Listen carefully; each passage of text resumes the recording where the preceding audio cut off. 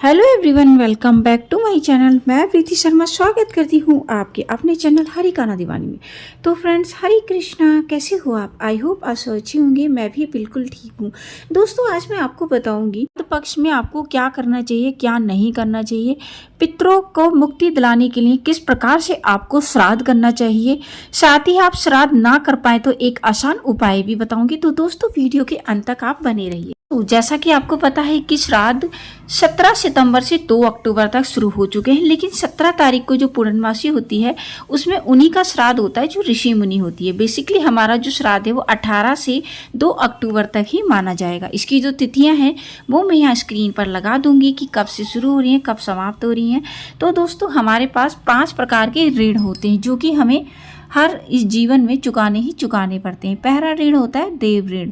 देव ऋण में होते हैं जैसे हमारी 33 कोटि देवी देवता आ गए, उन सभी का हमारे पास ऋण होता है। जैसे कि हमें पानी, जल देवता पानी देते हैं, अग्नि देवता अग्नि देते हैं। तो इसी हिसाब से हमारे पास ऐसे 33 कोटि देवता आ जाते हैं। तो उन सबका ना पूजन करके आप श्री कृष्ण भगवान का पूजन करेंगे तो आपका उन सबका फल मिल जाएगा। तो इस प्रकार से देव ऋण हम ऐसे उतार सकते हैं। दूसरा जो ऋण है वो है ऋषि ऋण।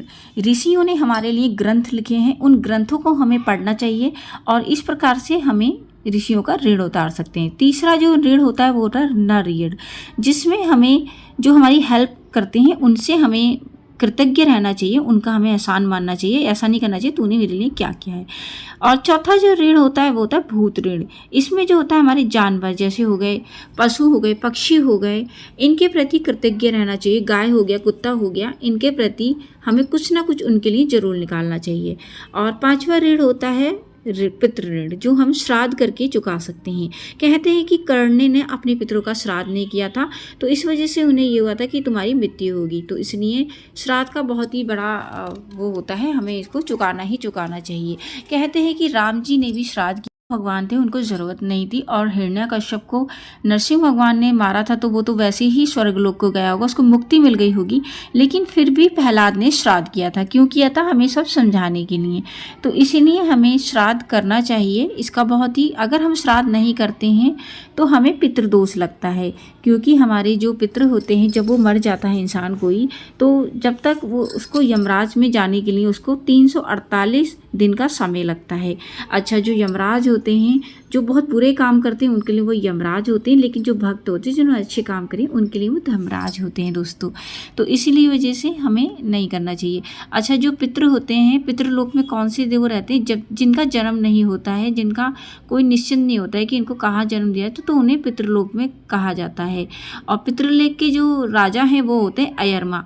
कहते हैं कि जब हम श्राद्ध करते हैं और हमें कोई नहीं मिल रहा होता है ब्राह्मण, तो हम प्रार्थना करते हैं कि कौवे के रूप में वो आ जाए। तो कौवे के रूप में अयरमा आते हैं और वो भोजन को प्राप्त करते हैं। कहते हैं जो भी हम पितृ मर जाते हैं तो हम जो भी कुछ श्राद्ध निकालते हैं, जो भी कुछ तर्पण करते हैं, वो पितरों को खाने के लिए मिलता है। जैसे कि कोई हमारा मर गया, दादा दादी हो सकते हैं, कोई भी हो सकता है, तो वो जब मर जाते हैं तो उन्हें एकदम से तो जन्म मिलता नहीं है। तो अगर कोई भी मान लो किसी भी योनि में जन्म मिला है, हम श्राद्ध करते हैं, तो जैसे मान लो हमने श्राद्ध किया, अगर उन्हें शेर का जन्म मिला तो उन्हें मांस के टुकड़े के रूप में मिल जाएगा। अगर पेड़ के रूप में जन्म लेते हैं तो उन्हें जल के रूप में मिल जाता है। तो इसलिए हमें श्राद्ध करना चाहिए। हम श्राद्ध नहीं करते हैं तो हमारे जो पितृ हैं वो क्रोधित हो जाते हैं, क्योंकि उन्हें ये याद नहीं रहता है कि वो हमारे भाई थे या बहन थे या कोई भी थे। उन्हें बस ये याद रहता है, बस मेरे लिए श्राद्ध नहीं किया है, अब मैं क्रोध हो गया हूँ, इनको अब मैं प्रताड़ना दूंगा। तो इसी वजह से उसको ही पितृदोष बोलते हैं।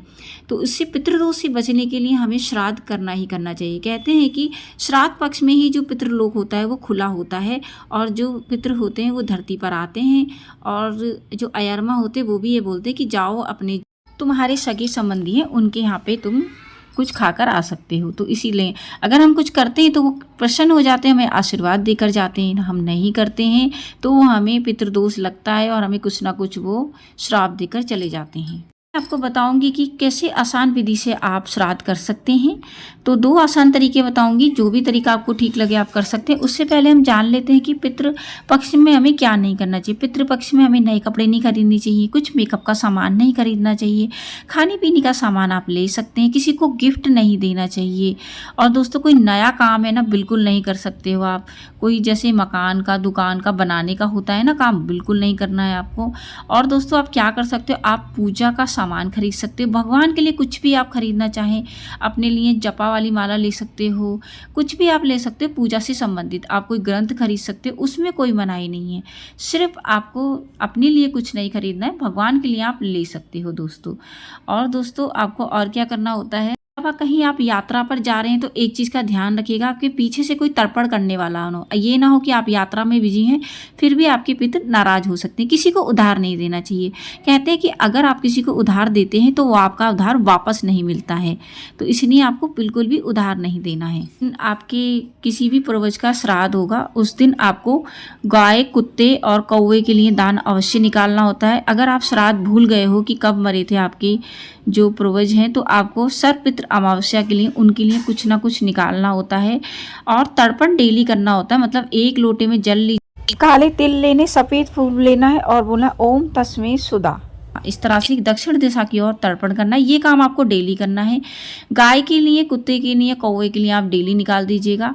इससे क्या होगा, आपके जो भी भूले बिछड़े होंगे उनके आपका जो पितरों का खाना है वो पहुंच जाएगा।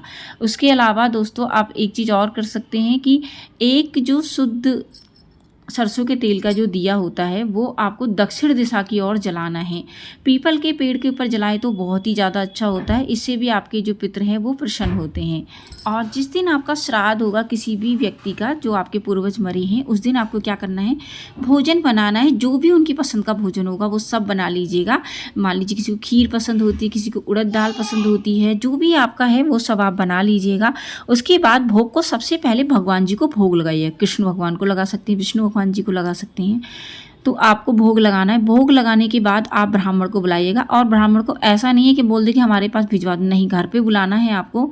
और घर पे बुलाने के बाद उनको भोजन कराना है। के लिए आप ब्राह्मण से बोलिएगा कि आपका गोत्र का नाम बोलें और अच्छी तरह से जो दान है वो तरह से की कि ये जो व्यक्ति है मुझे दान दे रहा है, इस तरह से पूरा क्रिया के साथ आप उनको दान दीजिएगा। तो और ब्राह्मणों को भोजन खिलाने के बाद ही ये सब दीजिएगा। दक्षिणा दीजिएगा। दक्षिणा में होता है 10 होते, 20 होते, 200 होते हैं, मतलब 101 शुभ वाली संख्या में नहीं दिए जाते हैं। तो इस तरह से आप दे सकते हैं। जैसे आप 250 दे दीजिए, है ना, आप 500 भी दे सकते हैं, आप 10 भी दे सकते हैं, आप 20 भी दे सकते हैं। इसमें ऐसे नहीं होता है कि 251 हो गया, 101 हो गया, तो शुभ की संख्या में दान नहीं दिया जाता है। तो दोस्तों ये थी जानकारी इस श्राद्ध किस तरह से करना। अब जो लोग श्राद्ध नहीं कर पा रहे हैं वो क्या करें, उनको क्या करना है, जितने भी ओल्ड एज होते हैं, गरीब जैसे होते हैं, बूढ़े ब्राह्मण हो गया या कोई बूढ़े ब्राह्मणी या ब्राह्मणी हो गया या कोई भी गरीब, जितने भी बूढ़े व्यक्ति होते हैं उनको आप भोजन करा सकते हैं उस तिथि के दिन। तो उससे भी आपकी जो पूर्वज होगा उन तक ये खाना पहुंच जाएगा। तो इस तरह से भी आप कर सकते हैं, आसान उपाय है। वैसे कोशिश करिएगा कि आप श्राद्ध ही करें। तो दोस्तों ये थी जानकारी श्राद्ध के बारे में। आई होप कि आपको ये वीडियो पसंद आया होगा। वीडियो पसंद आया तो वीडियो को लाइक शेयर करिए। चैनल पर नए हैं तो चैनल को सब्सक्राइब करना बिल्कुल ना भूलें। दोस्तों मैं मिलती हूँ न्यू टॉपिक में न्यू वीडियो के साथ। तब तक के लिए हरे कृष्णा।